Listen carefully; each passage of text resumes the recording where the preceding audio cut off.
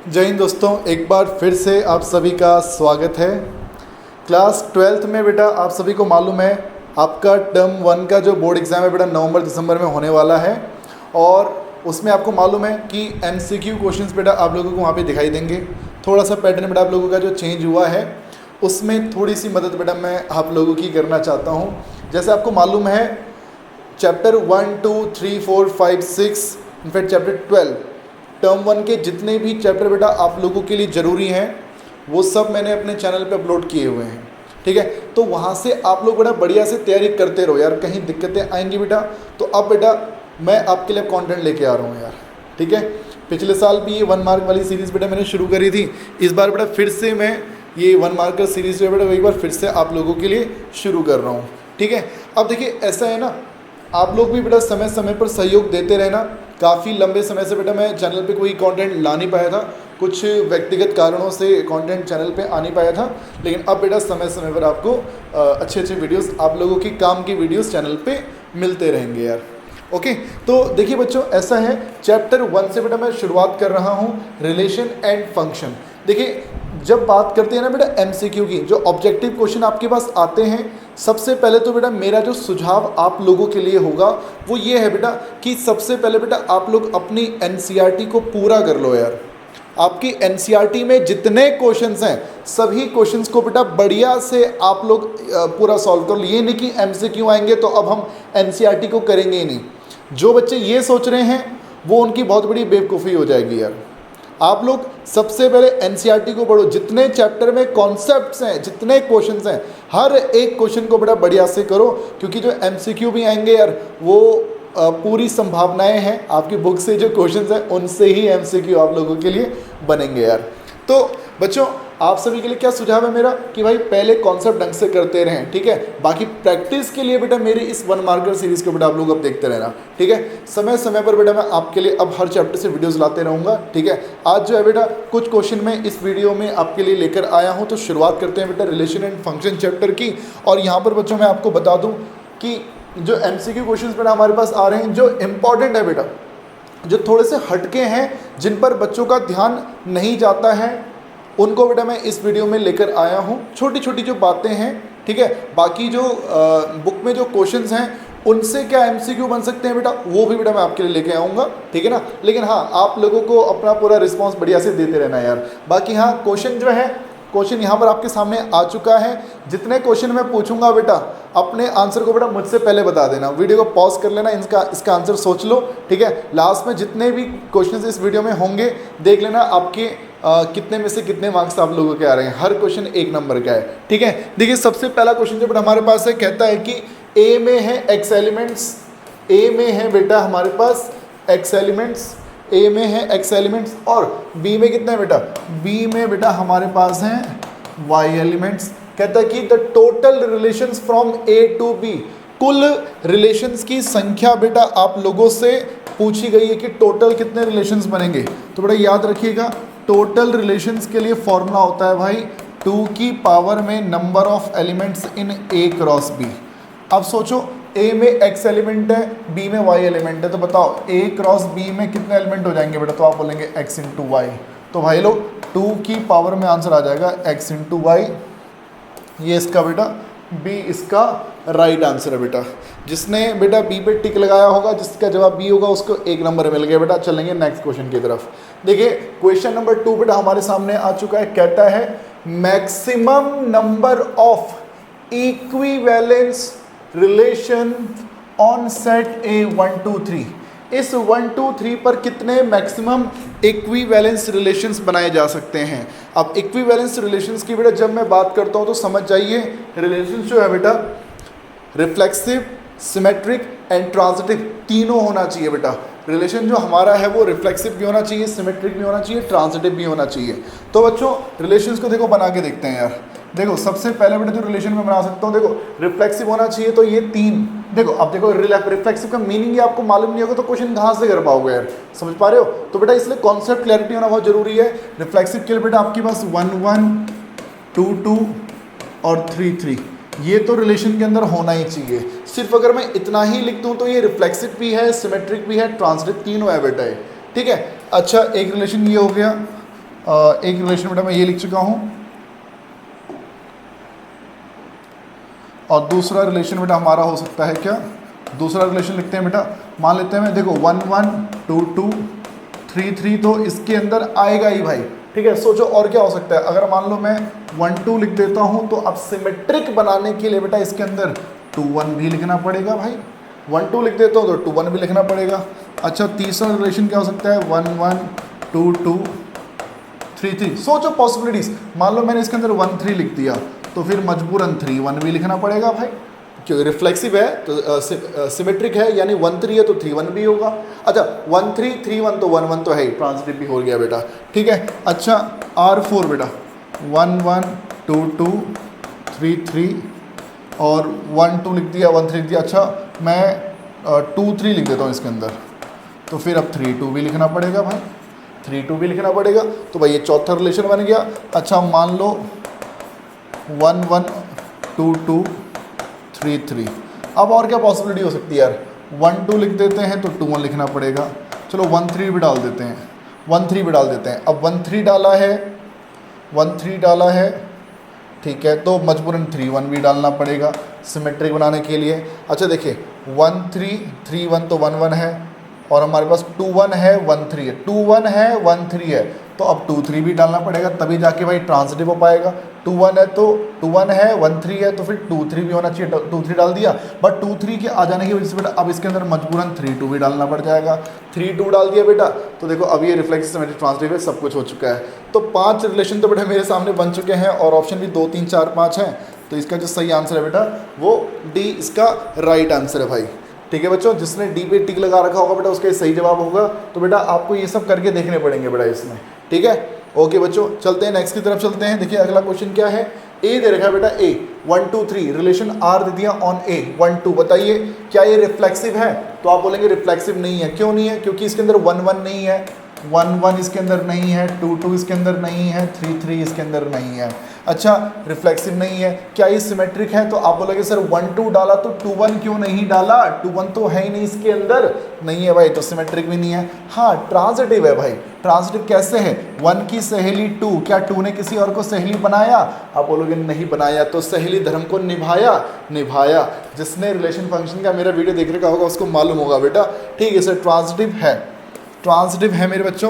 चलेंगे next question की तरफ। नेक्स्ट क्वेश्चन बेटा क्वेश्चन नंबर 4 बोला गया बच्चों, question for equivalence relation on set A divides it into partitions A1 A2 A3, 3 partition बने हैं बेटा।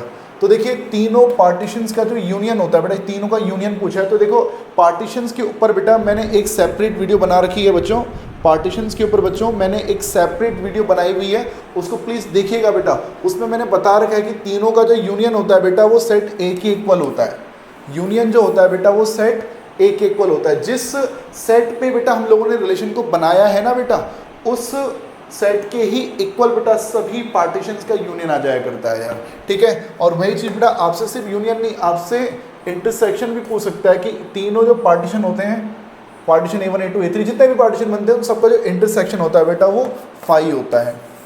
पार्टीशन में बेटा कुछ भी कॉमन नहीं होता बेटा, ठीक है। सो बच्चों इसका आंसर सी है और पिछले वाले का आंसर बेटा ए है, तो ये बात आप लोगों ने ध्यान रखनी है भाई। जैसे ये कर लिया बेटा हम लोगों ने ये कर लिया, 5वां भी कर लिया। चलेंगे नेक्स्ट क्वेश्चन की तरफ। देखो क्या बोलता है क्वेश्चन 6 में, कहता है ए में m एलिमेंट्स है, then maximum number of partitions in A in a relation on set A. देखो ए में कितने एलिमेंट है, फिर से देखो पार्टीशन के ऊपर ये क्वेश्चन पूछा गया भाई, ठीक है। तो पार्टीशन का कॉन्सेप्ट आप लोगों को मालूम होना चाहिए बेटा। वीडियो बेटा पार्टीशन के ऊपर ऑलरेडी बना हुआ है, रिलेशन फंक्शन की प्लेलिस्ट में जाना, वहाँ से बेटा उसको देखिए, वहाँ से बढ़िया से समझिए, आधे घंटे का वीडियो है बेटा, ठीक है। So maximum number of partition बेटा याद रखिएगा, जितने ए में एलिमेंट होते हैं ना बेटा उतने ही मैक्सिमम नंबर ऑफ पार्टीशन हो सकते हैं, ये बात आप लोगों ने याद रखनी है। अब देखो मैं पार्टीशन बोलता रहूँ और आपको पार्टीशन का मीनिंग ही ना मालूम हो बेटा, तब ये करके फायदा नहीं है यार, तब तो ये रट्टा फिक्शन हो जाएगा कि हाँ भाई मैक्सिमम उतने, ठीक है। लेकिन वीडियो को देखना तो अच्छे से बेटा आप लोगों को समझ में आएगा, कारण समझ में आएगा कि ऐसा क्यों हो रहा है बेटा। तो इसका आंसर है एम। अगर बोले मिनिमम नंबर कितने होते हैं बेटा, कि ए में एम एलिमेंट है देन मैक्स, अच्छा पिछले वाले में क्या था, पिछले में मैक्सिमम पूछा है ना, अगर यहाँ पर बोल दे बेटा मिनिमम, ये तो मिनिमम बेटा, इसको चेंज कर लो भाई,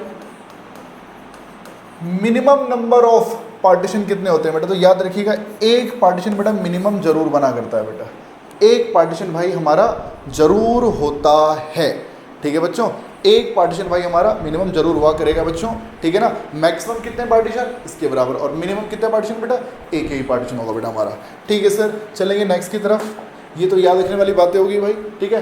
नेक्स्ट 7वां क्वेश्चन क्या बोलता है बेटा कि देन ए में 3 एलिमेंट हैं, then total reflexive relation on set A. Total reflexive relations बेटा अगर आपसे पूछे गए तो याद रखिएगा टोटल रिफ्लेक्सिव रिलेशन के लिए एक फॉर्मूला होता है, टोटल रिफ्लेक्सिव रिलेशंस के लिए बेटा एक फॉर्मूला है, वो फॉर्मूला क्या है, 2 की पावर में n का स्क्वायर माइनस में n, 2 की पावर में n का स्क्वायर माइनस में n। अब देखो a में कितने एलिमेंट है, a में है 3 एलिमेंट, तो 3 एलिमेंट है तो 3 का स्क्वायर माइनस में 3, तो 2 की पावर 3 का स्क्वायर 9, 9 माइनस 3 6, तो ये बन जाएगा बेटा कितना, ये हमारा बन जाएगा बेटा 64। सो 64 बेटा ये हमारा इसका राइट आंसर है, ठीक है। ये बात बेटा आप लोगों ने ध्यान रखनी है, इस फॉर्मूले को बेटा आप लोगों ने याद रखना है। टोटल रिफ्लेक्सिव रिलेशन अगर आप पूछ लिया जाए बेटा तो 2 की पावर में n स्क्वायर माइनस n, इस फॉर्मूले के जरिए बेटा आप लोग आंसर बता सकते हैं।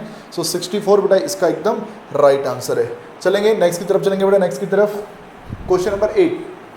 क्वेश्चन नंबर 8 गाइस, ए में 2 एलिमेंट है, टोटल सिमेट्रिक रिलेशन पूछ लिए गए, ठीक है। अब देखो मैंने ना बेटा आपको ये बता दिया है कि टोटल रिफ्लेक्सिव रिलेशन ये है, फॉर्मूला ये है। अब यहाँ से तो वैल्यूज कुछ भी चेंज होगी, कुछ भी आपसे पूछ सकते हैं ना, वो तो कुछ भी चेंज हो सकता है बेटा, ठीक है। ऐसी सिमेट्रिक बेटा देखो ऐसा सिमेट्रिक रिलेशन के वैसे पूछे जाने के चांसेस कम है, बट स्टिल आप याद रखिएगा फॉर्मूला टोटल सिमेट्रिक के लिए बेटा फॉर्मूला होता है 2 की पावर में n+1 अपॉन में 2, 2 की पावर में n+1 अपॉन में 2। तो देखिए 2 की पावर में देखो क्या है, यहाँ पे 2 एलिमेंट है ना, तो 2 जमा 1 3, तो बेटा हमारे 8 रिलेशन बन जाएंगे बेटा, ये इसका एकदम राइट आंसर है बच्चों। तो ये फॉर्मूला याद रखिएगा 2 की सिमेट्रिक के लिए ये फॉर्मूला है n+1 अपॉन में 2, ठीक है। और आप चाहो तो यार रिलेशन को बना के भी अगर देखना चाहो तो बेटा आप देख सकते हो, उसमें कोई टेंशन वाली बात नहीं है।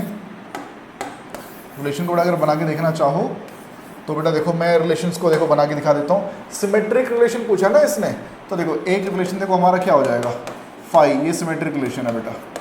अगर मैं यहाँ पे लिख देता हूँ 1 1, तो ये भी सिमेट्रिक रिलेशन है बेटा। मैं लिख देता हूँ यहाँ पे 2 2, तो ये भी एक सिमेट्रिक रिलेशन है बेटा। मैं यहाँ पे लिख दे, अच्छा देखो A क्रॉस A में क्या क्या होगा यार, 1 1 2 2 1 2 2 1, ठीक है।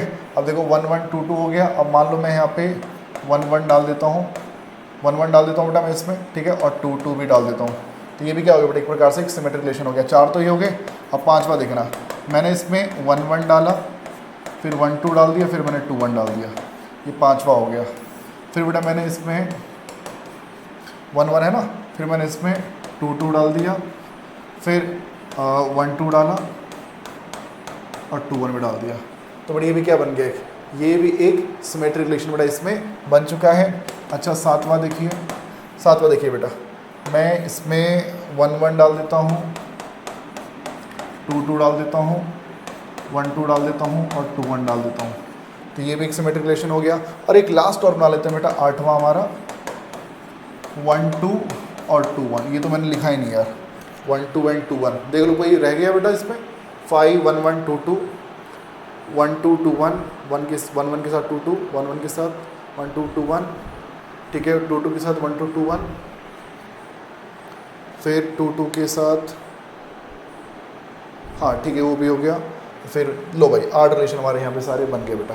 तो इसके अलावा और कोई रिलेशन बनेगा नहीं। बाकी बेटा मैंने आपको फॉर्मूला बताया, फॉर्मूला क्या है 2 की पावर में n+1 अपॉन में 2।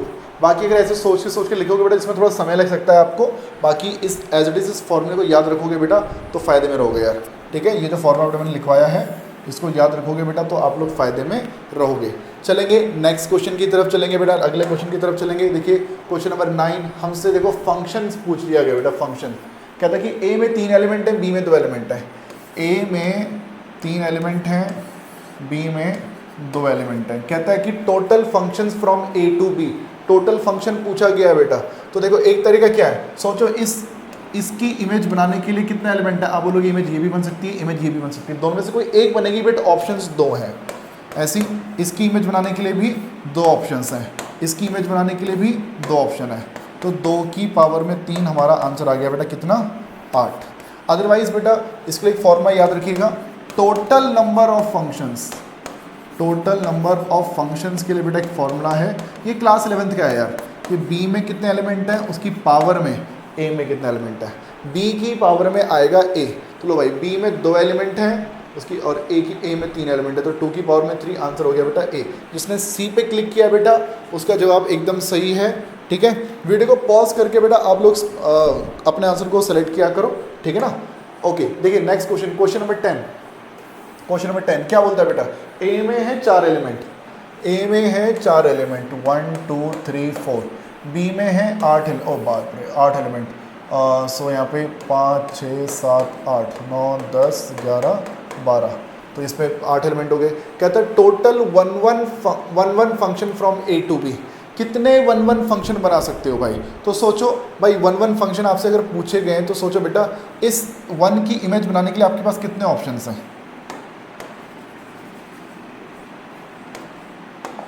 1 2 3 4 5 6 7 8, इस 1 की इमेज बनाने के लिए आप बोलोगे सर हमारे पास 8 ऑप्शन है, ठीक है। मान लो ये 1 2 के साथ कनेक्ट हो गया, अब इस 2 की इमेज बनाने के लिए बेटा देखो अब ये 2 ना उस 2 से कनेक्ट नहीं होगा, 2 अगर 2 से कनेक्ट हो गया बेटा तब वो 1 1 नहीं रहेगा, सही बात है, तब वो मैनी 1 हो जाएगा। तो इस 2 को बेटा एक डिस्टिंक्ट इमेज बनानी पड़ेगी बेटा, बचे हुए 7 में से बेटा इसको कोई एक एलिमेंट सेलेक्ट करना पड़ेगा, ठीक है। मान लो ये 4 को सेलेक्ट कर लेता है, फिर इस 3 के पास बेटा ऑप्शन कितने बचेंगे? 6, और फिर इस 4 के पास ऑप्शन कितने बचेंगे बेटा? 5, और यहाँ पर देखिए मल्टीप्लाई करेंगे तो 8 से 56, 6 पंजे 30, और बेटा ये बन जाएगा 0, और 3 6 18, 3 बजे 15 और 1 16, 1680 बेटा हमारा यहाँ पर ये जो है इसका राइट आंसर हो चुका है बेटा, ठीक है। सो 560 × 3 यानी 15 1680, ठीक है। सो ये 1680 बेटा हमारा आंसर आ चुका है। बाकी बेटा मैं आपको बता दूँ टोटल 1 फंक्शन के लिए भी बेटा एक फॉर्मूला है, टोटल 1 फंक्शन बेटा अगर आपको चाहिए तो इसके लिए बेटा एक फॉर्मूला हमारे पास, वो फॉर्मूला क्या है भाई? वो है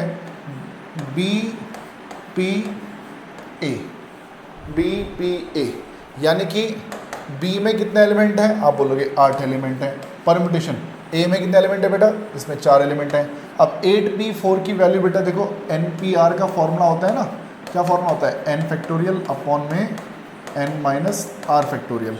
तो बेटा ये क्या बन जाएगा हमारा 8 फैक्टोरियल अपॉन में 4 फैक्टोरियल, तो सॉल्व करके 8 7 6 5 ही आएगा, तब भी आंसर बेटा हमारा 1680 ही आना है बेटा। मैं मान के चलो बेटा आप इस बात को समझ पाए होंगे।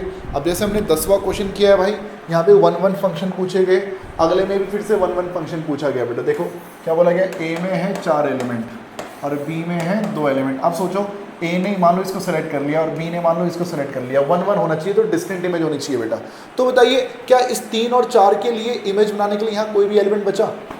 3 को मजबूरन या तो उसको सेलेक्ट करना पड़ेगा या तो इसको सेलेक्ट करना पड़ेगा, तो बेटा तब तो 1 1 रहा ही नहीं, है ना। यानी कि अब ये कह सकते हो कि इस 1 को इमेज बनाने के लिए इसके पास 2 ऑप्शन है, इसके पास एक ही ऑप्शन है, बट इसके पास अब कोई ऑप्शन ही नहीं बचा। तो आंसर क्या हो गया बेटा?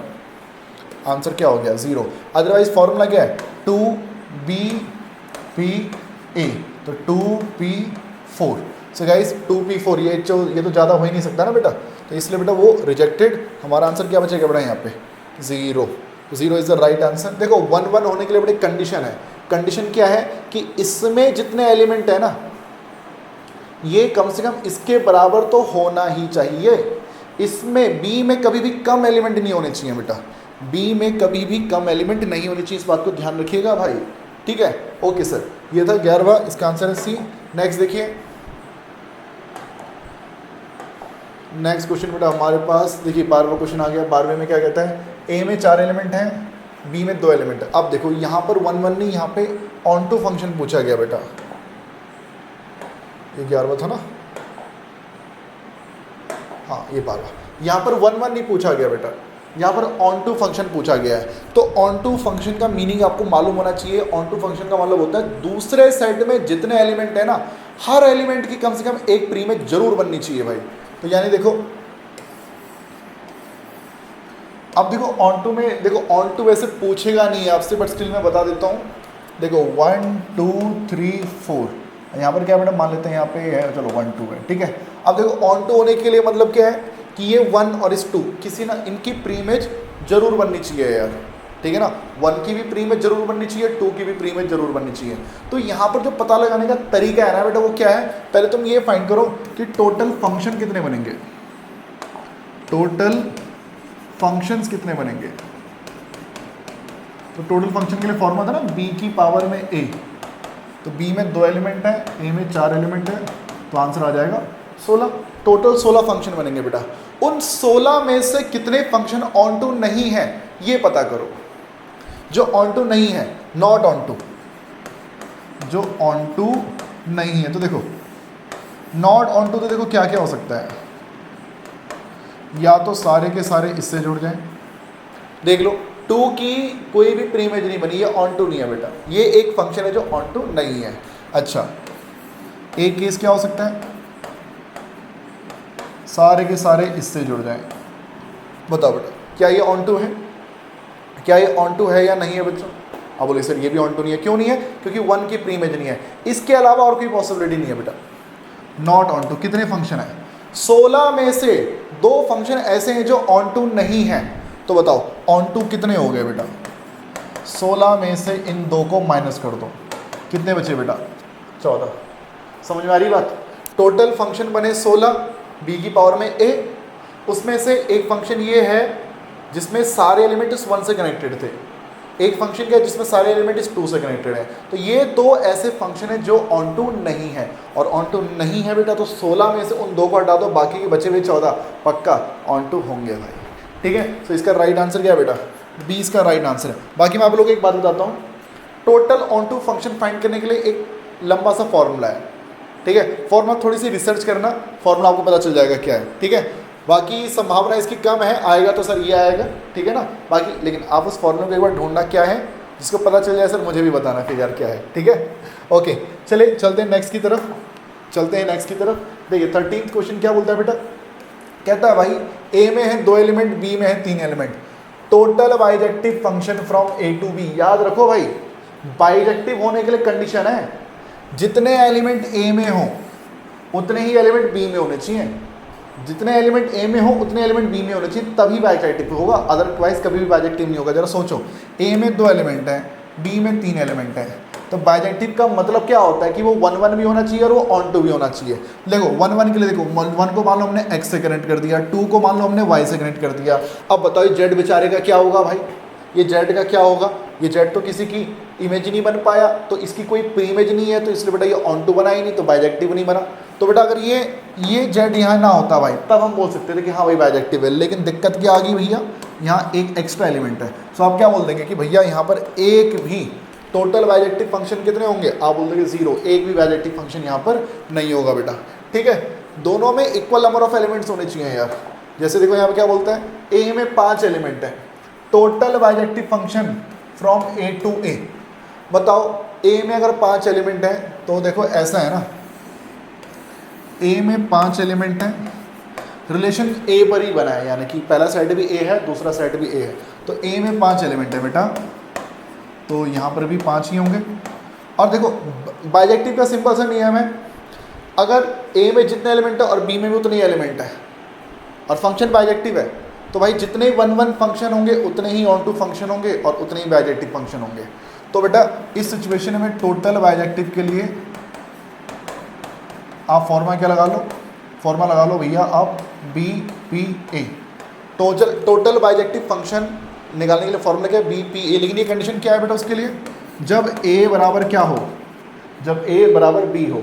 मान लो A और B बराबर नहीं है, अगर मान लो A और B बराबर ही नहीं है तो उस सिचुएशन में आंसर सीधा क्या हो जाता है, 0। तब एक भी बाइजेक्टिव फंक्शन नहीं बनेगा भाई। A में जितना एलिमेंट है दूसरे में भी उतनी एलिमेंट होने चाहिए। अगर मान लो यहाँ 5 और वहाँ 4 है तो आप बोलोगे नहीं बाइजेक्टिव एक भी नहीं बनेगा, बट अगर मान लो यहाँ जितने हैं दूसरे में भी उतने ही है, तब आप बोलते BPA। तो B में कितने 5, A में कितने 5, तो सिंपल वो भी क्या लगाओ यार, सिंपल तुम क्या लिख दो यहाँ पे, फॉर्मूला लगा दो A फैक्टोरियल, खत्म। A में 5 एलिमेंट हैं, तो 5 फैक्टोरियल लगा दो बेटा, इसकी वैल्यू कितनी होती है 120। 120 बेटा इसका राइट आंसर आ गया। ठीक है, लॉजिक क्या था कि जितने 1 1 फंक्शन होंगे बेटा वो सारे 1 1 फंक्शन अपने आप ही ऑन टू भी होंगे और अपने आप बेटा वो फिर बाइजेक्टिव भी हो जाएंगे भाई। ठीक है, जैसे मैंने मान लो 1 को मैंने 2 से कनेक्ट कर दिया, 2 को 3 से कनेक्ट कर दिया, 3 को 4 से कनेक्ट कर दिया, 4 को 5 से कनेक्ट कर दिया और 5 को मैंने 1 से कनेक्ट कर दिया। क्लियरली दिखाई दे रहा कि ये 1 1 है और 1 1 होती बेटा तुरंत ही देखो अपने आप ही बेटा ये ऑन टू भी बन गया और अपने आप ऑन टू बन गया बेटा ये अपने आप बाइजेक्टिव भी बन गया बेटा। ठीक है, सो इसलिए बेटा ये फंक्शन हमारा क्या होगा, टोटल कितने फंक्शन बनेंगे 5 फैक्टोरियल यानी कि 120 और 120 बेटा टोटल हमारे बाइजेक्टिव फंक्शन इस क्वेश्चन में बनने वाले हैं यार। चलते हैं नेक्स्ट क्वेश्चन की तरफ चलते हैं बेटा। देखिए अगला 15वां क्वेश्चन देखो क्या बोला गया है। ओहो, इस बार जो रिलेशन है बेटा, ये जो रिलेशन दिया गया है सेट ए पे है और ए बेटा कहते हैं रिलेशन आर है on A cross A defined by, कहते हैं ए बी जो है वो रिलेटेड है किससे, सी डी से। ए बी जो है बेटा वो रिलेटेड है किससे, सी डी से। कब, जब ए प्लस डी किसके इक्वल हो, जब ये बी प्लस सी के इक्वल हो। ठीक है भाई, अब देखो ऑन ए क्रॉस ए वाला जो कॉन्सेप्ट है बेटा, अगर आप लोगों को ये कॉन्सेप्ट मालूम है तभी बेटा आप ये क्वेश्चन समझ पाओगे भाई, तभी ये क्वेश्चन बेटा आप लोग यहाँ पे समझ पाओगे यार। ठीक है ना, तो देखिए यहाँ पर इसने बोला कि what is the equivalence class by 1 3, what is the equivalence class of 1 3। Equivalence class का मतलब होता है कि अगर मान लो पहले सेट में 1 3 है तो दूसरे सेट में कोई x y रहा होगा।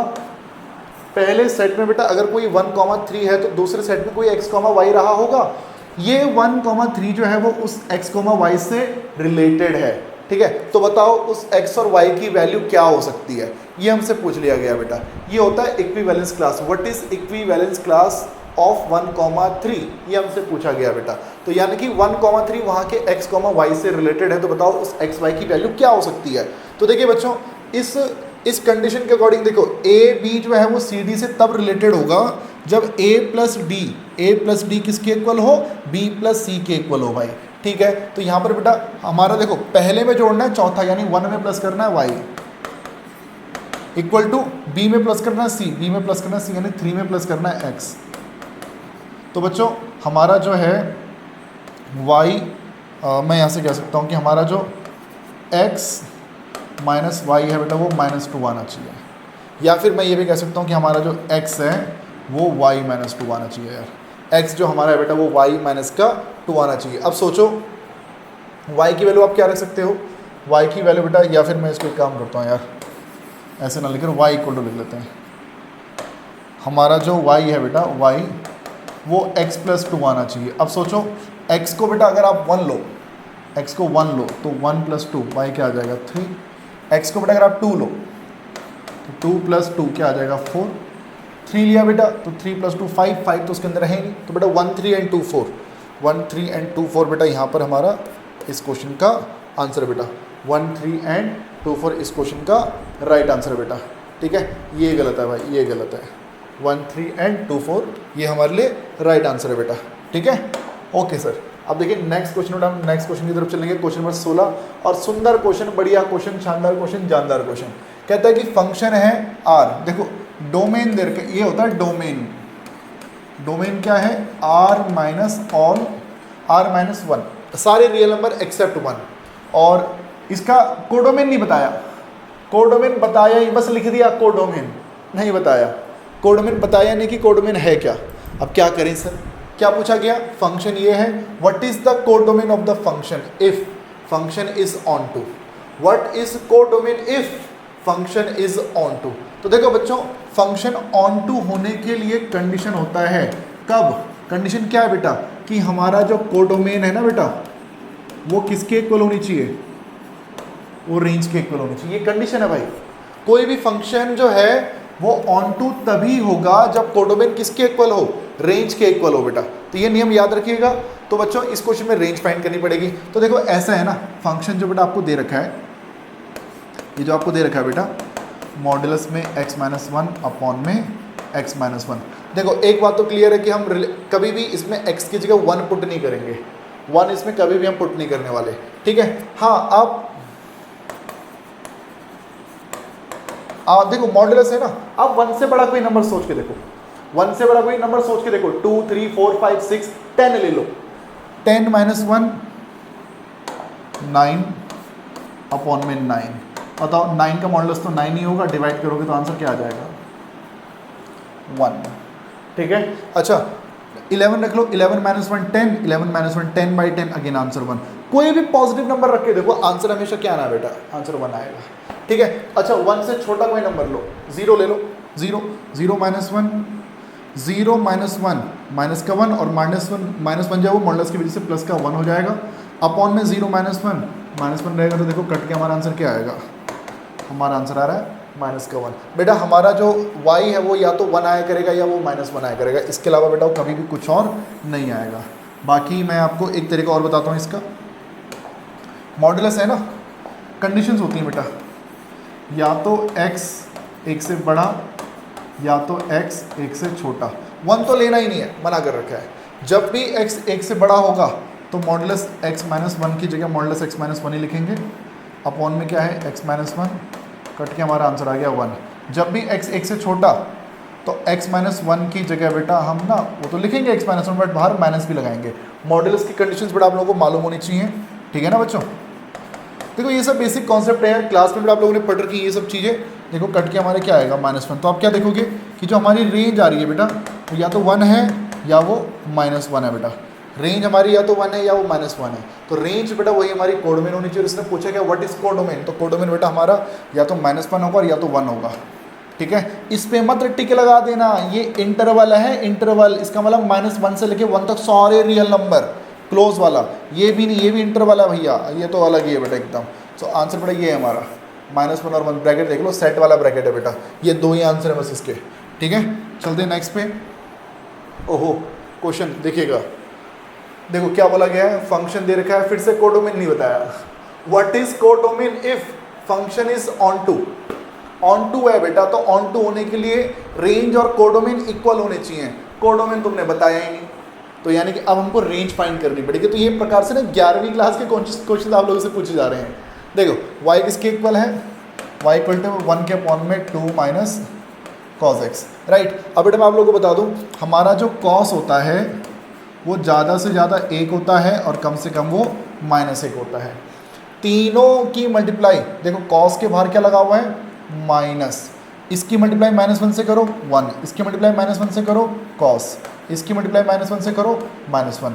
-1 से मैंने तीनों की मल्टीप्लाई कर दी, तो देखो जो इनइक्वालिटी वो इधर की हो जाएगी, इनइक्वालिटी बदल जाएगी। तो यानी कि जो -cos x है वो भी क्या होता है बेटा, वो भी 1 और -1 के बीच में रहता है। अब देखो -cos के साथ यहाँ प्लस का 2 भी लिखा हुआ है, तो तीनों में 2 प्लस कर दो, यहाँ पे 2 प्लस करो 3, यहाँ पे 2 प्लस करो 2 cos x, यहाँ पे 2 प्लस करो बेटा 1। ठीक है, अब जो 2 cos x है बेटा उसका उल्टा कर दो, रेसिप्रोकल कर दो, रेसिप्रोकल कर दिया बेटा, तो होता क्या है 1 का उल्टा तो 1/1 ही रहेगा, 3 का उल्टा क्या हो जाएगा 1/3 हो जाएगा। लेकिन बच्चों जो इनइक्वालिटी है ये फिर से बदल जाएगी बेटा, ये इनइक्वालिटी बेटा हमारी यहाँ पर फिर से बदल जाएगी। जैसे सोचो 1 में और 3 में बड़ा कौन 3, मैं बोलता हूँ उल्टा कर लो, 1 का उल्टा 1 और 3 का उल्टा 1/3, देखो बड़ा कौन हो गया। तो इनइक्वालिटी में क्या होता है कि रेसिप्रोकल करेंगे बेटा तो थोड़ा सोच समझ के रेसिप्रोकल करना पड़ता है भाई। ठीक है, इसके भी कई सारे रूल्स होते हैं। सो यहाँ पे जो आंसर बेटा हमारा आंसर 1/3 से लेकर कहाँ तक है 1 तक है भाई। तो देखो यहाँ तो गलत ही है, नेगेटिव तो आंसर आएगा ही नहीं कभी भी। ठीक है, ये भी गलत है बेटा, 0 से लेके 1 तक ये भी गलत है बेटा, ये भी आंसर नहीं आएगा। ठीक है, हमारा जो आंसर बेटा, अच्छा ये भी गलत है, 1/3 से लेके 1 तक बेटा ये हमारा राइट आंसर है यार। सारे के सारे रियल नंबर बेटा इसमें आएंगे यार। ओके, चलेंगे अगले की तरफ। ओहो नेक्स्ट क्वेश्चन देखो क्या बोला गया है, कहता है कि for relation R on real numbers. ठीक है, देखो ऐसे ना कहीं ये देखो जो क्वेश्चन बेस्ड है, मतलब रिफ्लेक्स सिमेट्रिक ट्रांसफर पूरा सोचना पड़ेगा इसके ऊपर पूरा आप लोग को यार। ठीक है, तो ऐसे कई सारे क्वेश्चन बेटा आपके बन सकते हैं। ठीक है, ये हालांकि क्वेश्चन ये जो है ये एनसीईआरटी से बाहर का क्वेश्चन है। तो देखिए ऐसा है, फॉर रिलेशन दिस रिफ्लेक्सिव है, सिमेट्रिक है, ट्रांजिटिव है, सब कुछ है, ये हमसे पूछा गया है। तो बच्चों देखो ऐसा है ना, रिफ्लेक्सिव के लिए हम क्या करते हैं, दोनों नंबर को सेम लेते हैं, पहला नंबर ए लिया, दूसरा नंबर ए लिया। ठीक है, दूसरा नंबर भी ए लिया, तो देखो x की जगह पर भी a रखो, y की जगह पर भी a रखो, प्लस का √2 रखो, तो a से a कट गया, क्या बचा बेटा √2। क्या रूट टू इरेशनल होता है? क्या रूट टू इरेशनल होता है बेटा? आप बोलोगे यस इरेशनल तो होता है, तो यानी कि रिफ्लेक्सिव तो है। अब सोचिए क्या ये सिमेट्रिक भी होगा? क्या ये सिमेट्रिक भी होगा बेटा?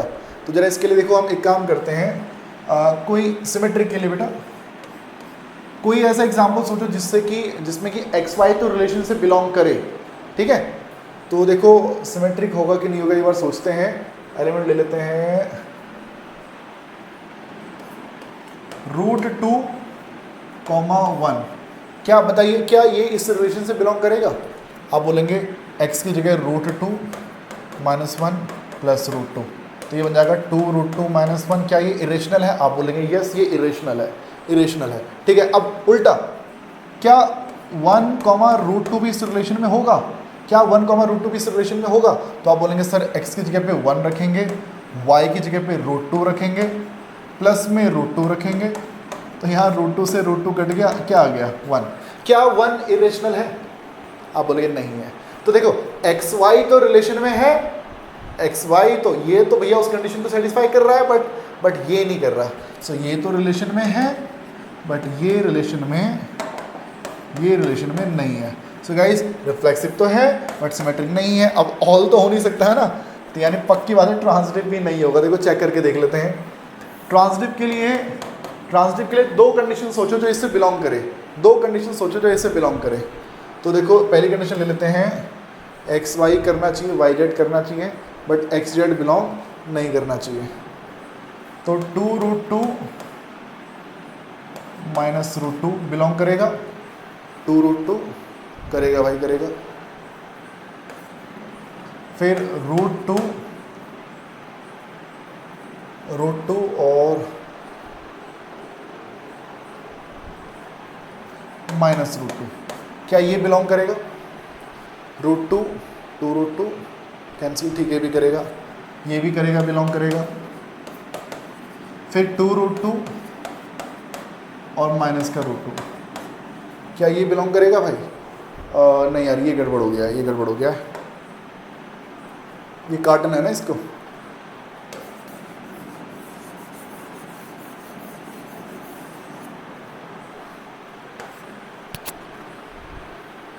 ठीक है √2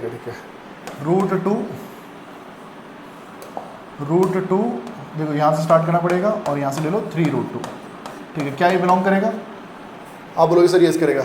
√2 + √2 2√2 और माइनस में 3√2, हाँ सर इरेशनल है, लेकिन बट 2√2 और 3√2 क्या ये इस रिलेशन में है? बताइए। तो आप बोलोगे सर x की जगह रखेंगे 2√2 -√2 माइनस में 3√2 और प्लस में √2, ये तो सब कट गया बेटा, जीरो बन गया। तो जीरो जो होता है बेटा वो इरेशनल थोड़ी होता है, जीरो तो एक रेशनल नंबर होता है। तो बेटा क्लियरली आप देख सकते हैं रिफ्लेक्सिव था, सिमेट्रिक नहीं था, ट्रांजिटिव नहीं था। इस क्वेश्चन को याद रखिएगा दोस्तों, बड़ा फेमस सा क्वेश्चन है ये, एनसीईआरटी का नहीं है, लेकिन बेटा ये क्वेश्चन आपको कई सारे पेपर्स में बेटा आप लोगों को दिखाई देता रहेगा यार। रिफ्लेक्सिव है बट सिमेट्रिक और ट्रांजिटिव बेटा ये क्वेश्चन हमारा नहीं है यार। ओके ठीक है सर, चलेंगे नेक्स्ट की तरफ पढ़ेंगे। नेक्स्ट देखिए अब क्या दिया गया है भाई, 19th में दिया गया भाई, कहता है कि ए में है 1 2 3, then total number of relation containing 1 2 and 1 3, ये आपकी बुक का क्वेश्चन है। Total number of relation containing 1 2 and 1 3 which are reflexive and symmetric but not transitive. Relation जो है बेटा, वो रिलेशन जो है बच्चे वो क्या होना चाहिए? रिफ्लेक्सिव एंड सिमेट्रिक तो होना चाहिए बट वो ट्रांजिटिव नहीं होना चाहिए बेटा। तो देखो रिफ्लेक्सिव होने के लिए देखो इसके अंदर पक्का 1 1 2 2 और 3 3, ये तो चाहिए ही चाहिए भाई, ठीक है। रिफ्लेक्सिव होने के लिए बेटा 1 1 2 2 3 3 तो इसके अंदर होने ही चाहिए। अब देखो सिमेट्रिक, अच्छा 1 2 भी इसके अंदर रहना चाहिए, क्वेश्चन में बोला हुआ 1 2 एंड 1 3 भी इसके अंदर रहना कंपलसरी है भाई। 1 2 एंड 1 3 बोला है ना, कंटेनिंग 1 2 एंड 1 3, 1 2 और 1 3 भी इस रिलेशन के अंदर जरूर रहना चाहिए। अब सोचो सिमेट्रिक बनाना है तो 1 2 के लिए बेटा हमें 2 1 भी डालना पड़ेगा, 1 3 के लिए बेटा हम लोगों को 3 1 भी डालना पड़ेगा। जरा चेक करना, अगर सिर्फ मैं इतना ही छोड़ दूं तो क्या ये सिमेट्रिक है, सॉरी क्या ये ट्रांजिटिव है? तो आप बोलेंगे 2 1 1 3 बट 2 3 2 1 है 2 1 है 1 3 है बट 2 3 अभी इसके अंदर नहीं है। तो यानी कि बेटा अभी जो ये रिलेशन है ये ट्रांजिटिव नहीं है, इसको आप इतना ही छोड़ सकते हो, इसको आप इतना ही छोड़ सकते हो। ठीक है, ये रिलेशन रिफ्लेक्सिव है, सिमेट्रिक है, बट ये रिलेशन ट्रांजिटिव नहीं है बेटा। ठीक है, अच्छा क्या इसके जैसा और भी कोई रिलेशन बनाया जा सकता है यार? जरा सोचिए एक बार, क्या इसके जैसा कोई और रिलेशन बनाया जा सकता है जिसमें कुछ एक्स्ट्रा एलिमेंट हो? तो देखो पहले रिफ्लेक्सिव सोचो, 1 1 2 2 3 3। ठीक है, और बेटा अब जो है ना 1 2 इसके अंदर होना चाहिए और 1 3 इसके अंदर होना चाहिए। क्वेश्चन में बोला हुआ है इट शुड कंटेन 1 2 एंड 1 3। अब देखो 1 2 1 3 अगर इसके अंदर है तो सिमेट्रिक बनाने के लिए 2 1 और 3 1 तो मजबूरन डालना पड़ेगा। कितने एलिमेंट हो गए? 1 2 3 4 5 6 7 तो हो गए। 1 2 2 1 1 3 3 1। चलो अब मान लो मैं इसके अंदर 2 3 डाल देता हूँ। मान लिया मैंने इसके अंदर 2 3 डाल दिया। ठीक है, तो 2 3 डालते ही बेटा फिर मेरे को 3 2 भी डालना पड़ जाएगा, वो मजबूरी हो जाएगी बेटा, वो तो मजबूरी हो जाएगी। क्यों? क्योंकि भैया सिमेट्रिक होना चाहिए। अब देखो 1 2 3 4 5 6 7 8 9, भाई इसने तो A क्रॉस A की बराबरी कर ली, इसने तो किसकी बराबरी कर ली? A क्रॉस A की। और याद रखिए जब रिलेशन A क्रॉस A की बराबरी कर लेगा ना तब वो रिफ्लेक्सिव सिमेट्रिक ट्रांजिटिव वो तीनों हो जाएगा। तो भाई ये जो रिलेशन है ना, अब ये रिफ्लेक्सिव है, ये सिमेट्रिक भी है, बट ये ट्रांजिटिव भी है। जबकि क्वेश्चन में क्या बोला? ट्रांजिटिव नहीं होना चाहिए, it should not be transitive. भाई लोग ये जो रिलेशन है ये ट्रांजिटिव नहीं होना चाहिए बेटा, बट ये तो ट्रांजिटिव है। कैसे? देखो 1 2 2 1 तो 1 1 तो है ही।